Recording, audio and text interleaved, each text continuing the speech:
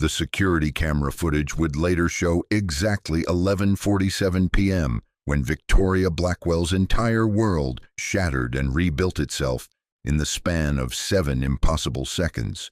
But in that moment, standing frozen in the marble hallway of her Manhattan penthouse, watching her paralyzed son take his first steps in 3 years toward a janitor she barely knew existed, Victoria couldn't breathe, couldn't think, couldn't process what her eyes were telling her was absolutely, medically, impossibly happening right in front of her. The boy, her broken, beautiful 8-year-old Marcus, was walking. Not shuffling, not stumbling, but actually walking with careful, deliberate steps across the polished floor, his small arms stretched out for balance, his face glowing with a joy she hadn't seen since the accident.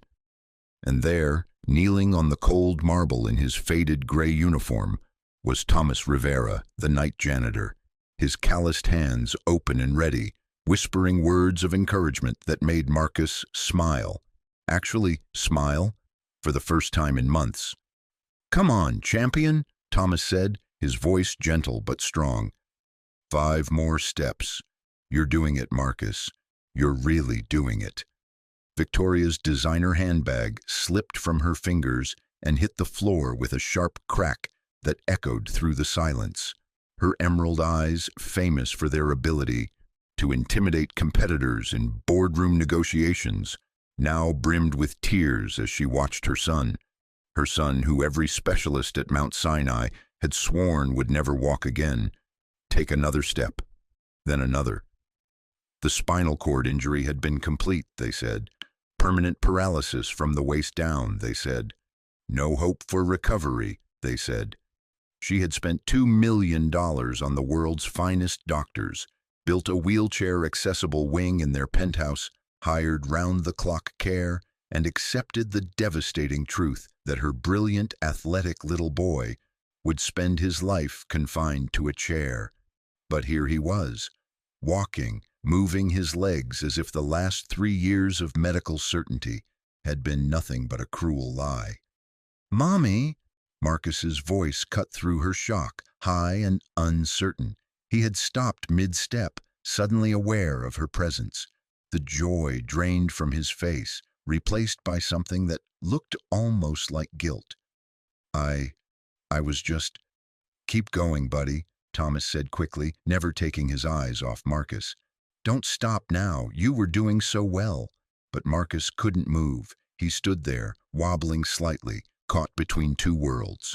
The world where his mother's expectations had been carefully lowered to match his limitations, and this impossible new reality where he was defying everything she'd been told to believe. Victoria stepped forward, her Louboutin heels clicking against the marble. Her throat felt raw, her voice barely a whisper. "How long?" Thomas looked up at her for the first time, and she saw something in his dark eyes that she couldn't name. Not fear, exactly, but a deep weariness, as if he'd been carrying a secret too heavy for one person to bear. 2 months, he said simply. "We've been working together for 2 months."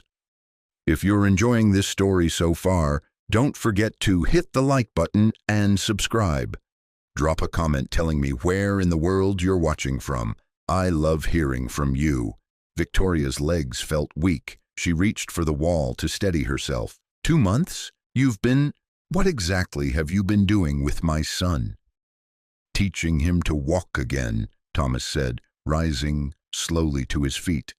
At full height, he was several inches shorter than Victoria, his frame lean from years of physical labor. His uniform was clean but worn, his hands bearing the calluses of honest work. Everything about him screamed invisible, forgettable, beneath notice. Yet somehow this man had achieved what the most brilliant minds in modern medicine had declared impossible. The doctors were wrong. Thomas's voice was quiet but certain. Marcus's injury wasn't as complete as they thought. There were intact neural pathways, just dormant ones. They needed to be awakened. Victoria stared at him, her mind racing. Are you a doctor? A physical therapist? What are your qualifications? Thomas was quiet for a long moment, his gaze shifting to Marcus, who still stood frozen between them. I'm just someone who doesn't believe in giving up on kids. That's not an answer. It's the only answer that matters. Marcus took a tentative step toward his mother, then another. Victoria's breath caught in her throat as she realized he was walking to her, choosing to bridge the space between them under his own power. When he reached her, she dropped to her knees and pulled him into her arms, feeling the strength in his legs as he stood against her. I wanted to tell you, Marcus whispered against her shoulder, but Thomas said we should wait until I was stronger. He said you might not understand. Victoria looked over Marcus's head at Thomas, who was quietly collecting his cleaning supplies. Where are you going? My shift is over, he said simply. Marcus needs his rest if he wants to keep improving. No. The word came out sharper than she intended. No, you're not leaving. Not until you explain to me how this is possible. Thomas paused, his hand on his cleaning cart. Mrs. Blackwell, your son is walking. Isn't that explanation enough? My son was paralyzed, completely paralyzed. I've seen the MRIs, the test results, the reports from the best neurologists in the country. They all said the same thing. Sometimes, Thomas said quietly, the best doctors forget that healing isn't always about what they can see on a screen. Sometimes it's about what they can't see. Determination, hope, the refusal to accept limitations that might not be as permanent as they seem. Victoria studied his face, searching for arrogance or smugness, but found neither. There was only a calm certainty that unsettled her more than any boast could have. Who are you? She asked again. I'm Thomas Rivera. I clean your offices. I empty your trash cans. And in my spare time, I help children remember they're stronger than they think they are. Marcus pulled back from Victoria's embrace, his young face serious. Mommy, Thomas isn't just a janitor. He knows things, real things about bodies and brains and how to make them work again. What kind of things? Before Thomas could answer, Marcus's legs began to tremble with fatigue. Thomas was beside him instantly, supporting his weight with practiced ease. That's enough for tonight, champion, Thomas said. You did great.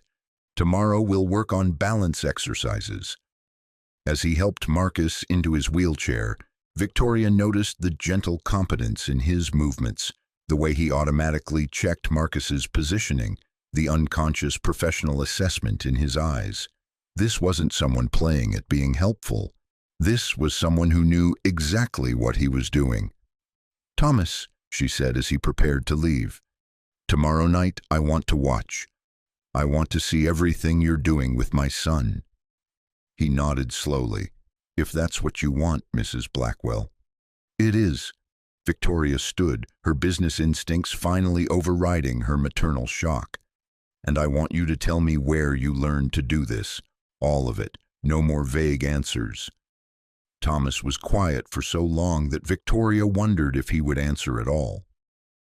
Finally, he spoke, his voice carrying a weight that made her listen more carefully. I used to be someone different, he said, before I started cleaning floors, someone who worked with children like Marcus every day, someone who believed that miracles were just medicine we hadn't learned to recognize yet.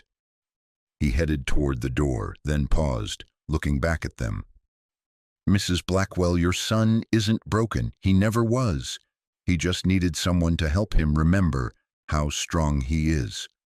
After he left, Victoria sat in the silence of her penthouse, holding Marcus as he fell asleep in his wheelchair. For 3 years, she had built her life around his limitations. She had restructured her business schedule, redesigned their living space, and carefully managed everyone's expectations to protect him from disappointment. She had been so focused on adapting to his disability that she had never considered the possibility that the disability itself might be adapting, changing, healing in ways that conventional wisdom said were impossible. Now, staring at her sleeping son's peaceful face, she realized that Thomas Rivera wasn't just a janitor who had stumbled onto something remarkable. He was someone with knowledge, experience, and skills that he was hiding behind a mop and uniform. Someone who had chosen to work in the shadows rather than claim credit for what might be the most significant medical breakthrough of her son's lifetime. Victoria Blackwell had built a billion-dollar empire by asking the right questions and refusing to accept surface answers. Tomorrow night she would apply those same skills to unraveling the mystery of the man who was giving her son back his future, one impossible step at a time. She looked down at Marcus's legs, still and quiet now, but no longer powerless.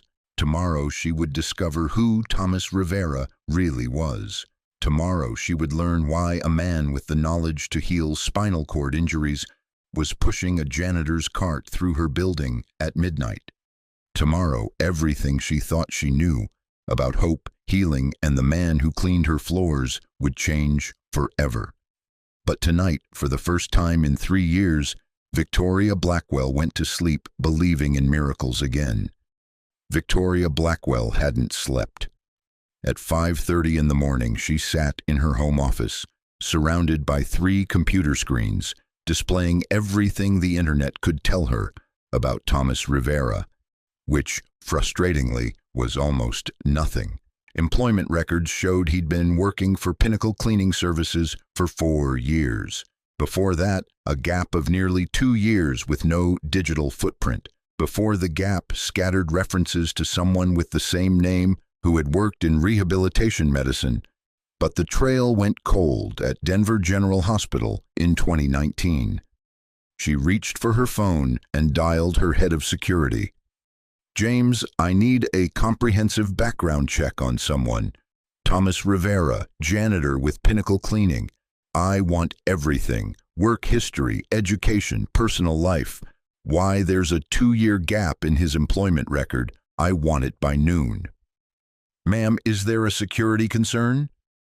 Victoria looked toward Marcus's room, where her son was sleeping peacefully, his legs positioned exactly as they had been every night for 3 years. Except last night, those legs had carried him across the room. "Just get me the information." She spent the morning in board meetings, but her mind kept drifting to the image of Thomas kneeling on her marble floor, his weathered hands steady and sure as he guided her son through what every medical expert had deemed impossible. There had been something in his posture, his movements, the way he had automatically assessed Marcus's fatigue level, professional competence disguised as janitor's intuition. At 11:57, James knocked on her office door. The folder he handed her was thick enough to represent a small novel. "You're not going to like what I found," he said simply. Victoria opened the folder and felt her breath catch.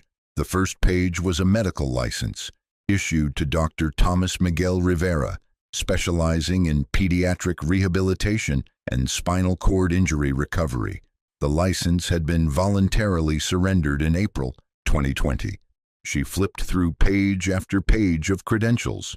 Johns Hopkins Medical School, graduated magna cum laude, residency at Children's Hospital of Philadelphia, fellowship in pediatric neurology at Mayo Clinic, published research papers on innovative rehabilitation, techniques for children with spinal cord injuries, professional awards, speaking engagements, glowing peer reviews. Dr. Thomas Rivera had been, by every measure, one of the most promising young specialists in his field. "What happened?" Victoria asked, though she dreaded the answer. "Malpractice lawsuit," James said quietly. April 2020, a 7-year-old patient under his care. The family claimed his experimental therapy caused additional damage to their son's spinal cord. Victoria felt cold. And? The case was settled out of court. Details are sealed, but the settlement was significant. 8 figures. Dr. Rivera surrendered his medical license as part of the agreement, with a clause preventing him from practicing medicine under his real name anywhere in the United States. The room seemed to spin. Victoria set the folder down, her hands trembling slightly. So he's been practicing medicine on my son without a license, illegally. That would appear to be the case. Victoria stared at the photograph clipped to his medical school transcript. It showed a younger Thomas, clean-shaven and wearing a white coat, smiling confidently at the camera. This man looked nothing like the tired janitor who had knelt beside her son last night, yet the eyes were unmistakably the same. "There's more," James said reluctantly. "More? How could there be more?" The child from the malpractice case, 7-year-old Lucas Brennan. He died 6 months after the settlement. Victoria's chest tightened. From complications related to Thomas's treatment? Unknown.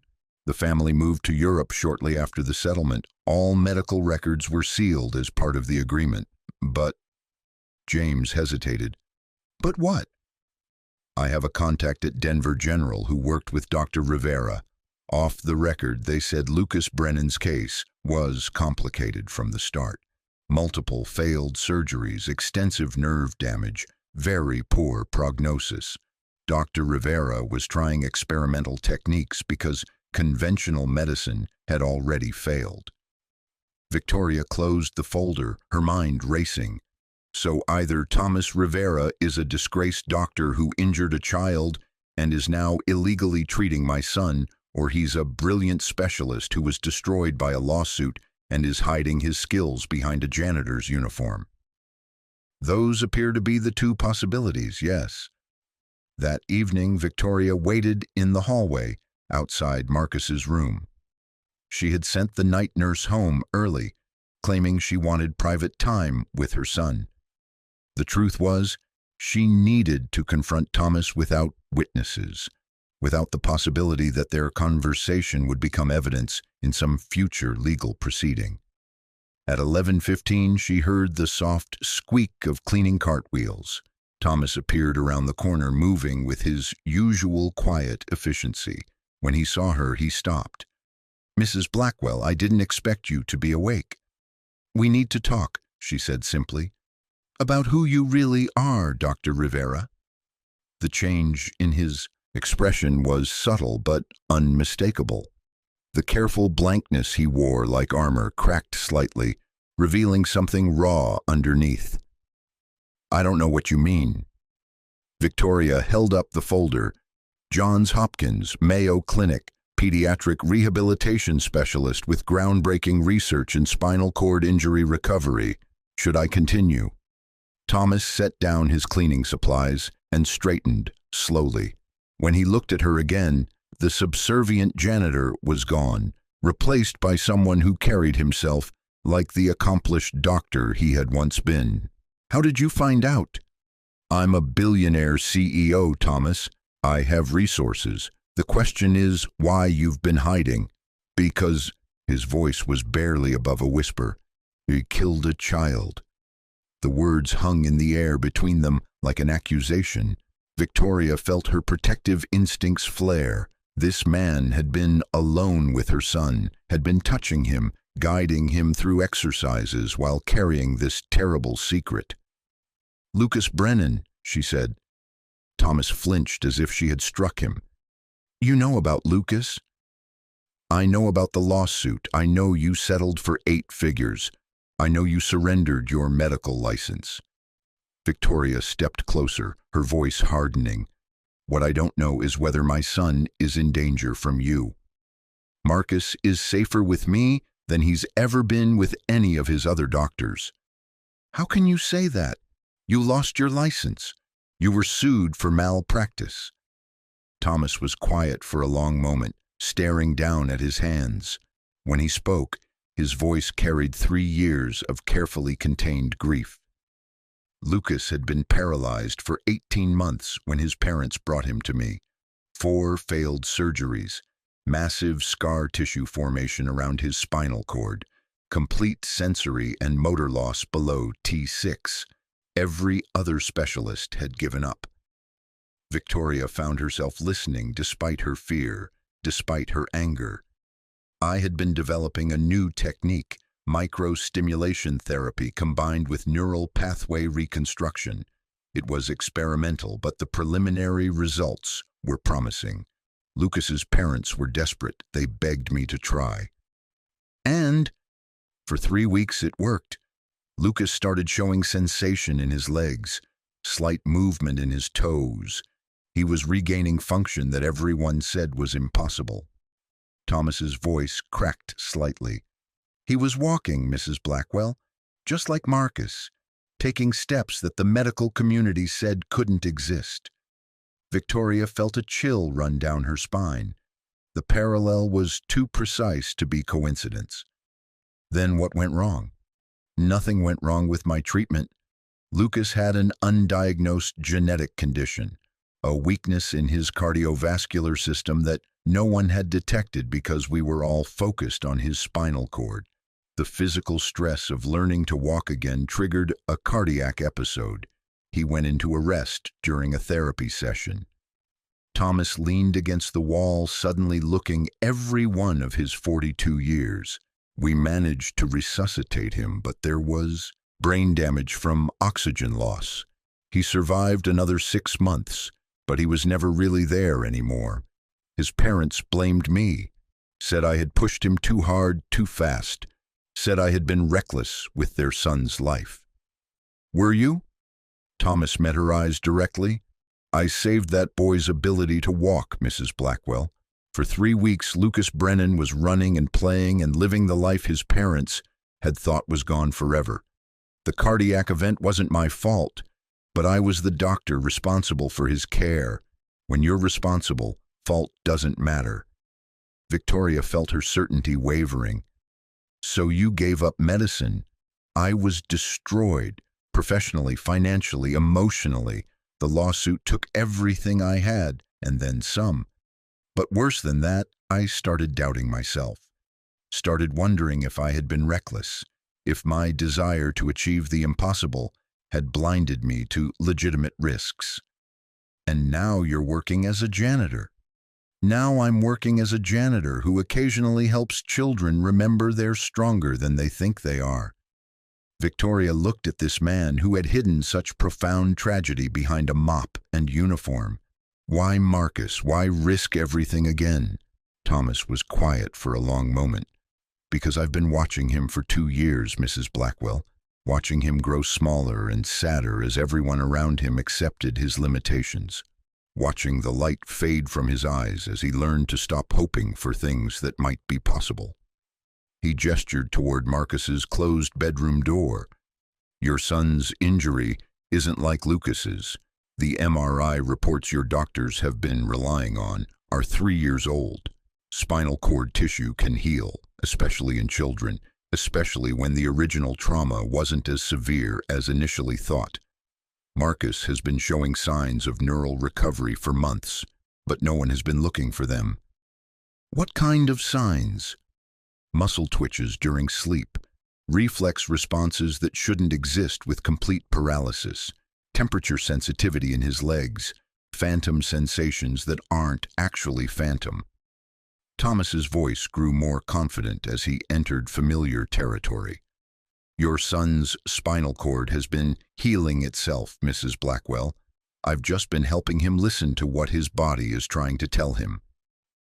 Victoria absorbed this information, her analytical mind sorting through possibilities and implications.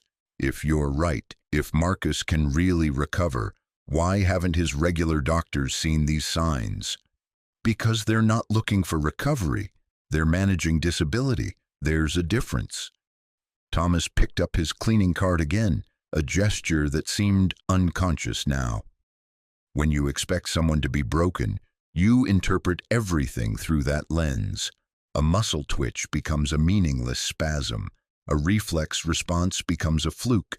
Hope becomes dangerous because it leads to disappointment. But you still have hope. I have hope because I've seen what Marcus can do when no one is telling him what he can't do.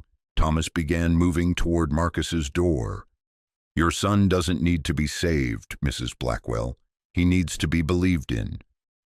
Victoria followed him into Marcus's room, where her son was sleeping peacefully. In the dim light, she could see the physical therapy equipment Thomas had somehow smuggled in. Resistance bands hidden behind curtains, balance boards disguised as footstools, specialized braces that looked like ordinary leg supports. "You've been running a full rehabilitation program under my nose." "I've been giving Marcus what he needs to heal. Without telling me, without consulting his doctors, without any kind of medical oversight." Thomas turned to face her, and in his expression she saw the same determined protectiveness she felt when anyone threatened her son's well-being. "Mrs. Blackwell, in the past 2 months, Marcus has regained sensation in 70% of his lower body. He has functional movement in both legs. His muscle tone has improved dramatically, and his cardiovascular fitness has returned to near normal levels. If you want to stop his progress to wait for medical approval, that's your choice, but I won't be the one to tell him he has to stop walking." Victoria looked down at Marcus, sleeping so peacefully, his face relaxed in a way she hadn't seen since before the accident. 3 years of careful management, of adjusted expectations, of protecting him from disappointment. 3 years of watching her brilliant, energetic little boy fade into careful compliance with limitations that might not have been as permanent as she'd believed. "Show me," she said quietly. "Show you what?" "Everything. The exercises, the equipment, the techniques you've been using. I want to understand what you've been doing with my son." Thomas studied her face, searching for something. "And then?" "And then I'll decide whether to call the police or beg you to keep helping him."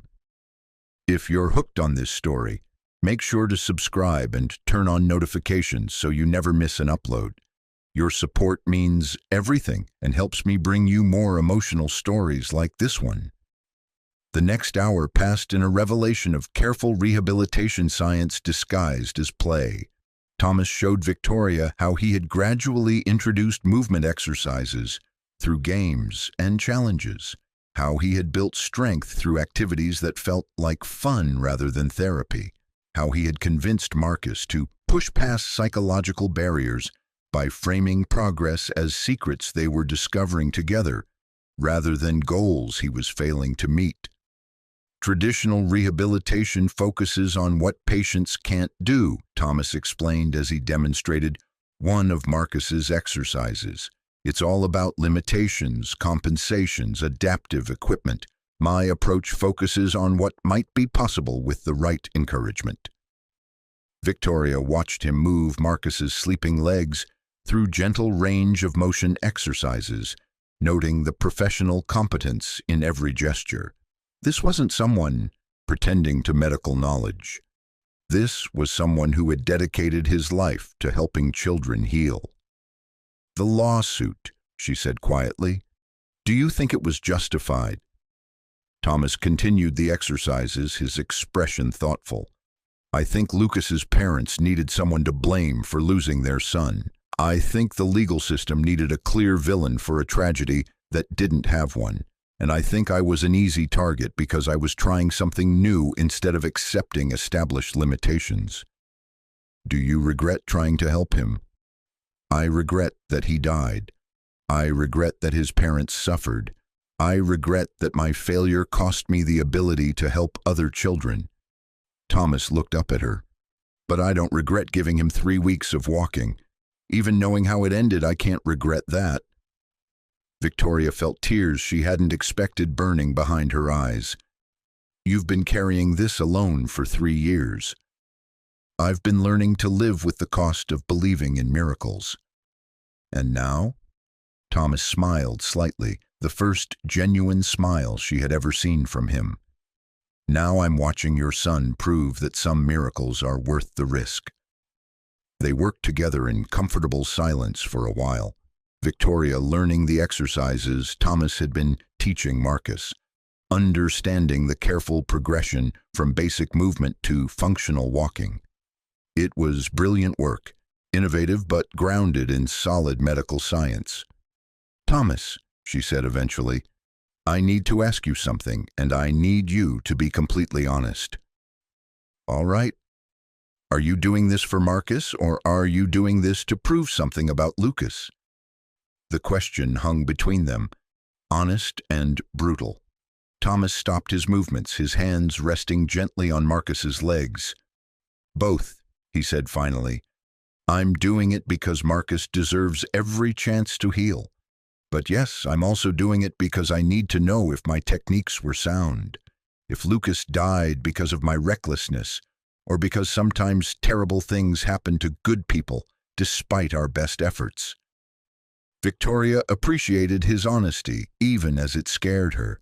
"And if something goes wrong with Marcus, then I'll surrender myself to whatever consequences come. But Mrs. Blackwell, your son is not Lucas.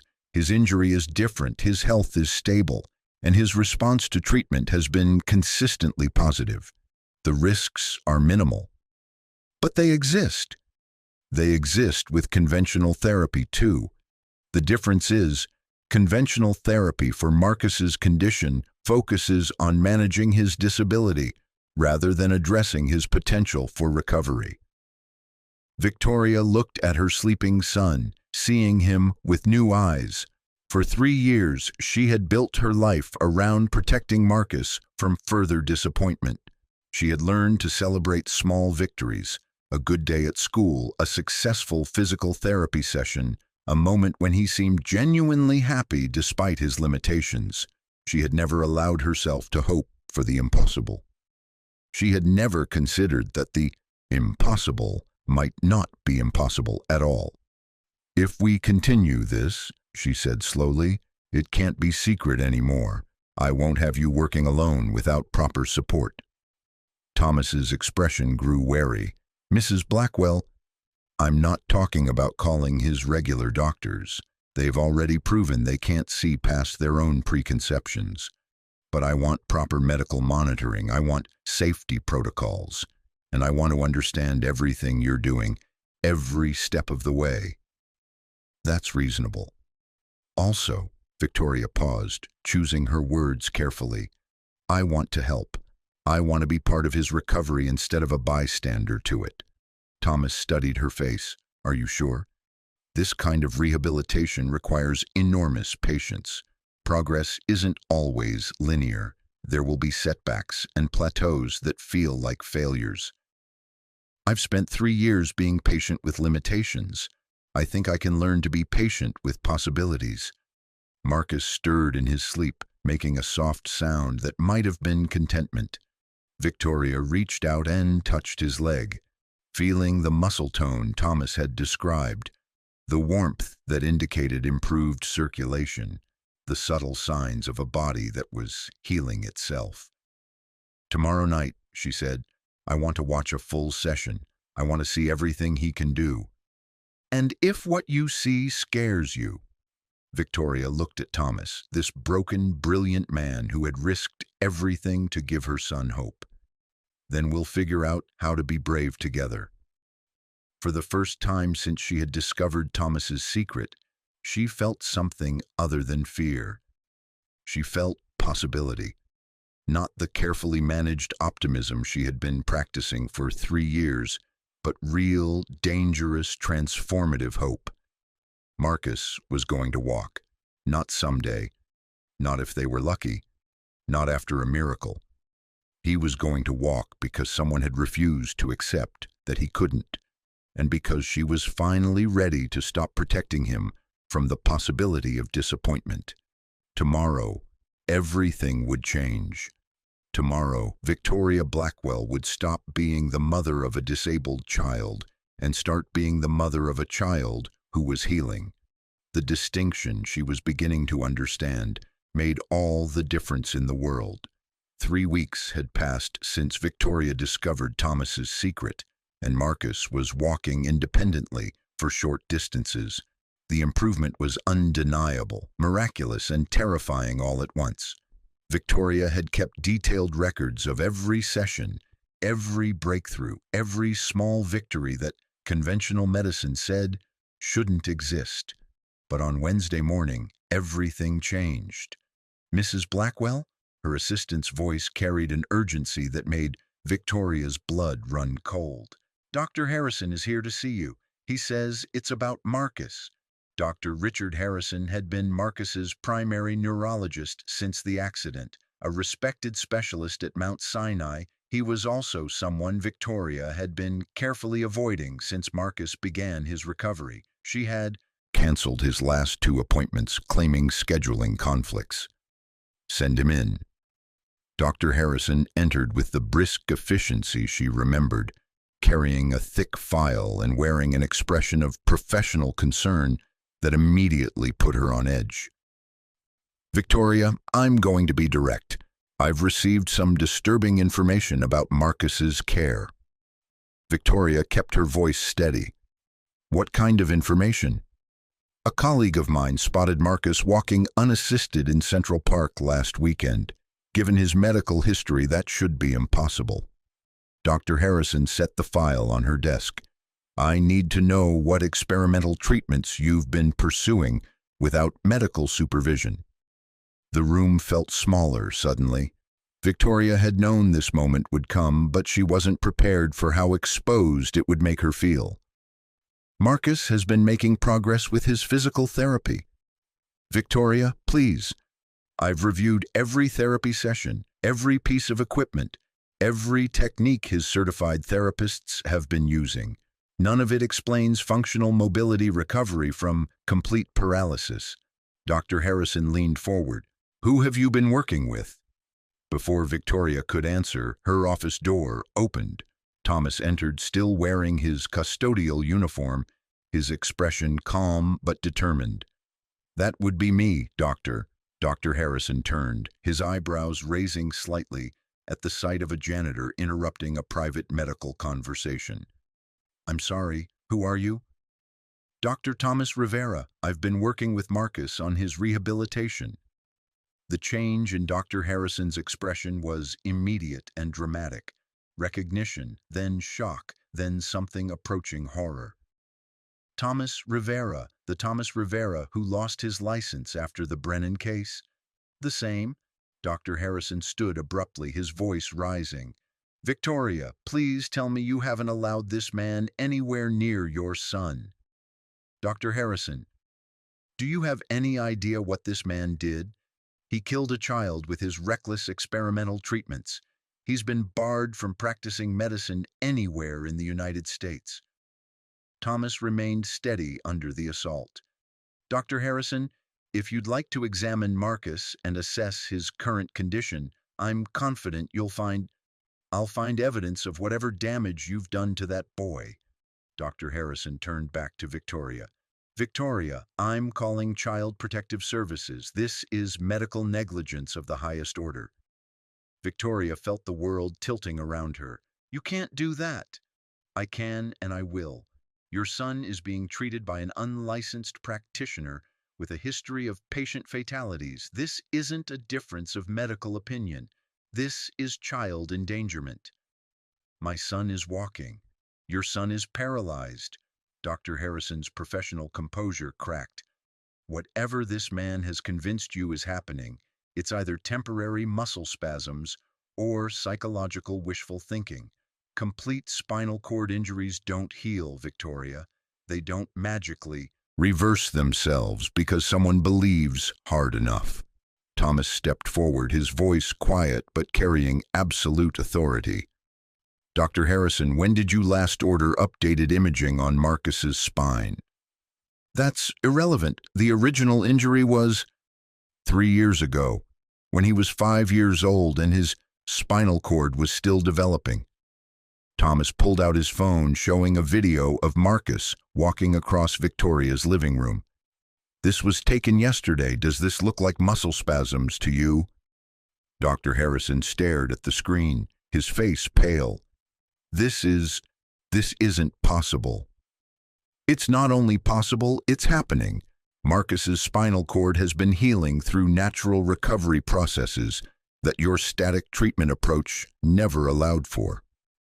Even if that were true, and I'm not saying it is, You have no right to be treating him. You surrendered your license. You're not qualified to...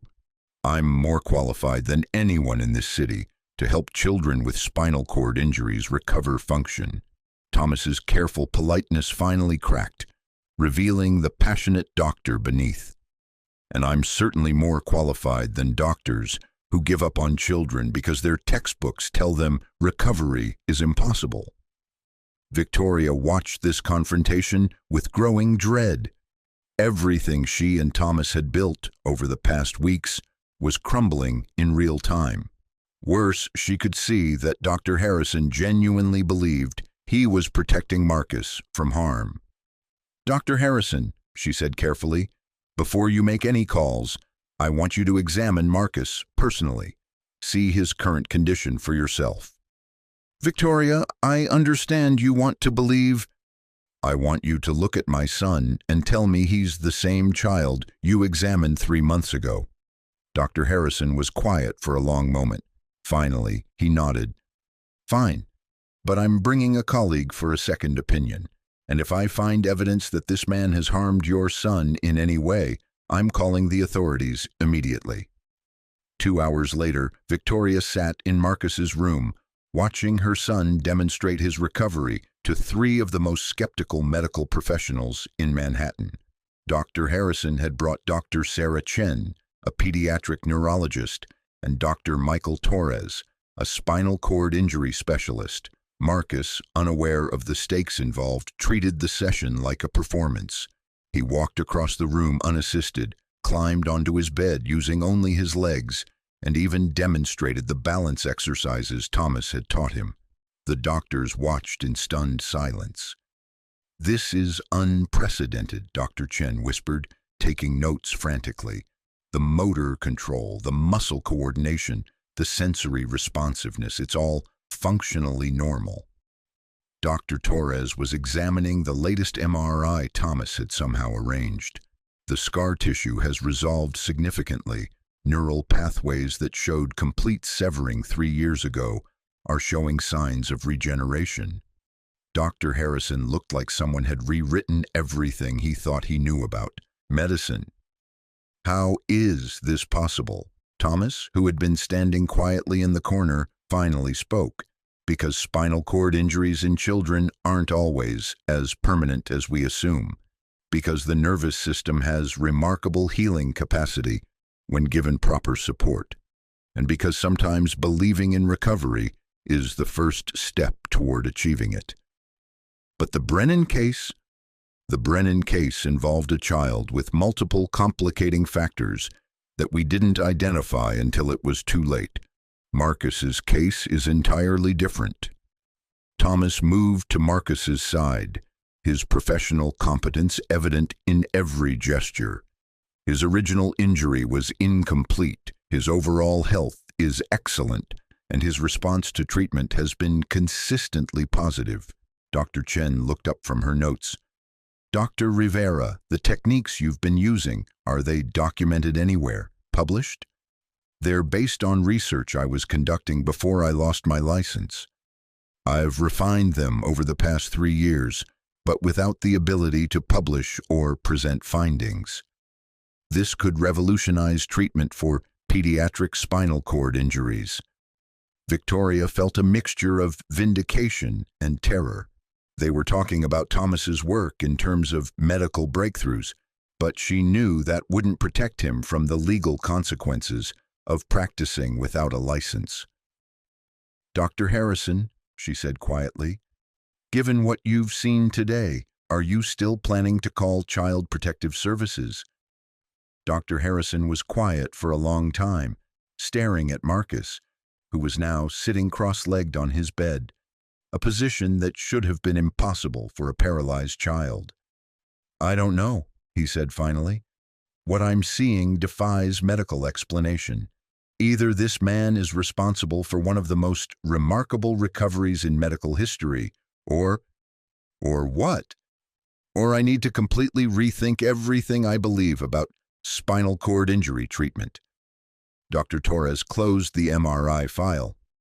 "Dr. Rivera, hypothetically, if someone were to help you regain your medical license, would you be willing to work within proper medical channels to document and refine these techniques?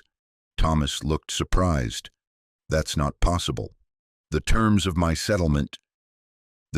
your settlement were based on a case that's looking increasingly questionable. Dr. Chen interjected. If what we're seeing today represents consistent results from your methods, there might be grounds for appealing the license revocation. Victoria felt something shifting in the room. The confrontation that had begun with accusations and threats was transforming into something else entirely. "What are you suggesting?" she asked.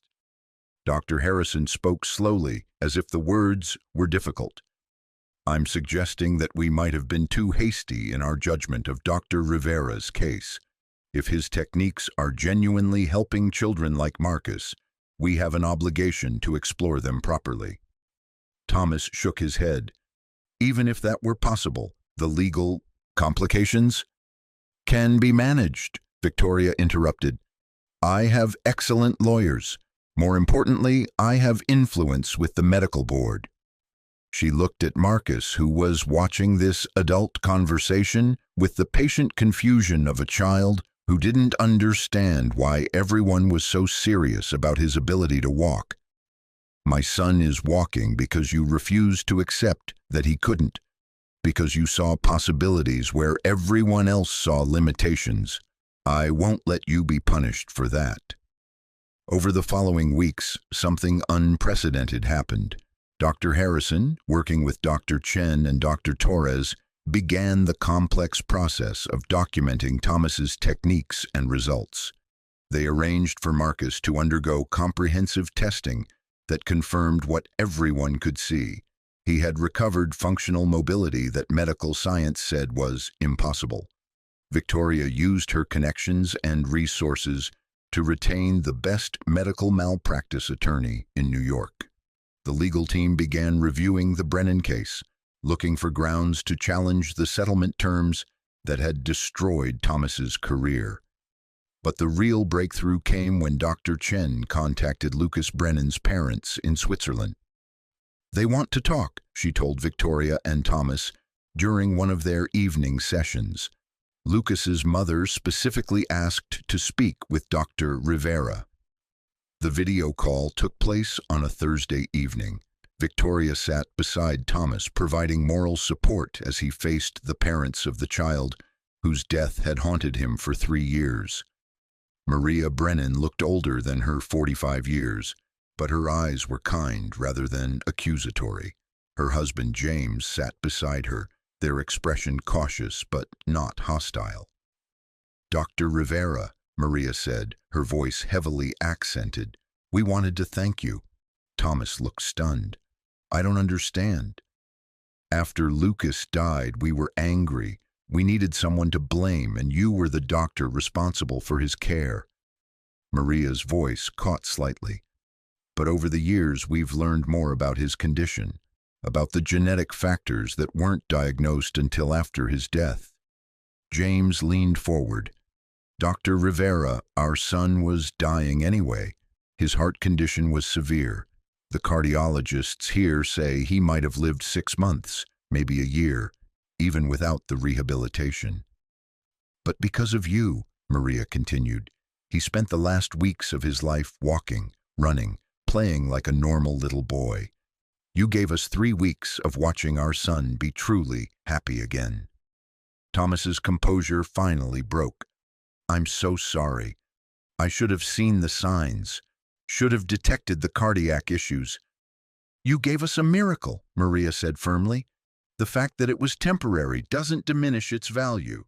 We've spent 3 years regretting that we blamed you for losing Lucas when we should have been thanking you for giving him back to us, even briefly." The call ended with the Brennans agreeing to provide testimony supporting Thomas's license restoration. They had documentation showing that Lucas's death was caused by an undiagnosed genetic condition, not by Thomas's treatment. 6 months later, Victoria stood in the courtroom as the medical board voted to restore Dr. Thomas Rivera's license to practice medicine. The vote was unanimous. Marcus, now walking confidently and even beginning to run short distances, sat in the front row beside Oliver, Thomas's 12-year-old son, whom Victoria had hired as Marcus's physical therapy assistant, a creative solution that gave Oliver meaningful work while keeping the families connected. After the hearing, they gathered in Victoria's penthouse to celebrate. Marcus and Oliver were playing in the living room, their laughter filling the space in ways Victoria had forgotten were possible. "So what happens now?" Victoria asked Thomas as they watched the boys together. "Now I go back to doing what I've always wanted to do, helping children who've been told they can't recover learn that they can. With proper medical oversight this time." Thomas smiled. "With proper medical oversight, and with a partner who understands that sometimes the impossible just takes a little longer to achieve." Victoria had offered to fund Thomas's research to establish a new clinic specializing in pediatric rehabilitation using his innovative techniques. But more than that, she had offered him something he hadn't expected: a family. "Marcus asked me something yesterday," she said quietly. "What?" "He wanted to know if you were going to be his dad now or just his doctor." Thomas looked surprised. "What did you tell him?" "I told him that was up to you." Victoria had never expected to fall in love with a janitor. She had certainly never expected to fall in love with a disgraced doctor hiding behind a janitor's uniform. But watching Thomas work with Marcus, seeing his patient dedication and unwavering belief in possibilities that others couldn't see, she had found herself drawn to qualities that had nothing to do with wealth or status or professional achievement. Thomas had saved her son. But more than that, he had saved her from a life of carefully managed limitations, of protecting Marcus from disappointment by never allowing him to hope for more than what seemed safely achievable. "Victoria," Thomas said carefully, "I need you to understand something. I'm not the man I was before Lucas died. I may never be completely confident in my abilities again. I may always carry the fear that I'll make another mistake that costs someone their life." "And I need you to understand something," Victoria replied. "I'm not the woman I was before Marcus's accident. I may never stop being overprotective. I may always struggle with trusting other people to care for him the way I think he deserves." They looked at each other, two wounded people who had found healing through their shared commitment to a little boy who had taught them both that recovery was possible, even when it seemed impossible. "Maybe that's okay," Thomas said. "Maybe we don't need to be perfect to build something good together." Marcus ran over to them, breathless and happy. "Mom, Thomas, watch this." He performed a complex series of balance exercises that would have been impossible 6 months earlier. "That's amazing, sweetheart," Victoria said, pulling him into a hug. "I'm going to be a doctor like Thomas when I grow up," Marcus announced, "and help other kids learn to walk again." Victoria looked at Thomas, who was watching Marcus with an expression of pure love and pride. "I think that's a wonderful dream." That night, as they tucked Marcus into bed together, something that had become their routine over the past month, Marcus looked up at them with the serious expression he wore when he had important things to say. "Thomas? Yes, buddy? Are you going to stay forever now?"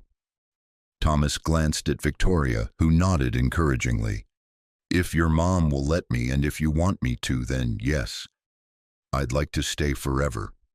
Marcus smiled, the radiant smile that had returned gradually as his body healed and his confidence grew. "Good, because I love you." "I love you too, Marcus." Victoria turned off the lights, leaving Marcus to drift off to sleep in the security of knowing that tomorrow, like every day, he would wake up stronger than he had been the day before. In the hallway, she and Thomas stood together, listening to the peaceful sounds of a child sleeping without fear, without limitations, without the weight of impossible diagnoses. "Thank you," Victoria said quietly. "For what?"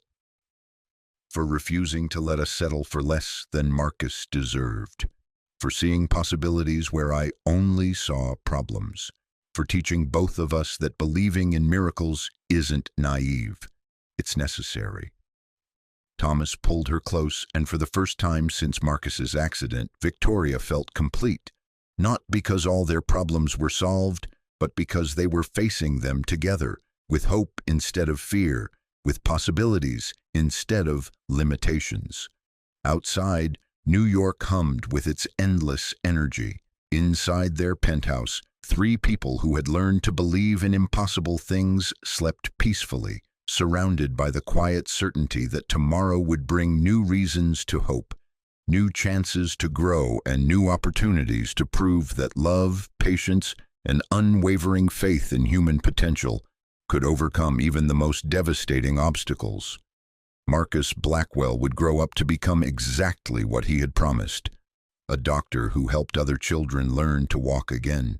But more importantly, he would grow up knowing that he was loved by 2 people who had never stopped believing that he was stronger than anyone had dared to imagine. Sometimes the most profound healings happen not in operating rooms or rehabilitation centers, but in the quiet moments when someone refuses to accept that recovery is impossible. Sometimes the greatest medical breakthroughs come not from textbooks or research papers, but from the simple, radical act of believing that broken things can be made whole again. And sometimes the most important families are formed not through biology or law, but through the shared commitment to never give up on each other, no matter how impossible the odds may seem. In the end, that was the miracle that mattered most. Not just that Marcus learned to walk again, but that all 3 of them learned to trust in possibilities that conventional wisdom said couldn't exist. Thank you so much for watching until the end. If you loved this story, check out the other videos on your screen now. I think you'll really enjoy them. And don't forget to subscribe if you haven't already. See you in the next story.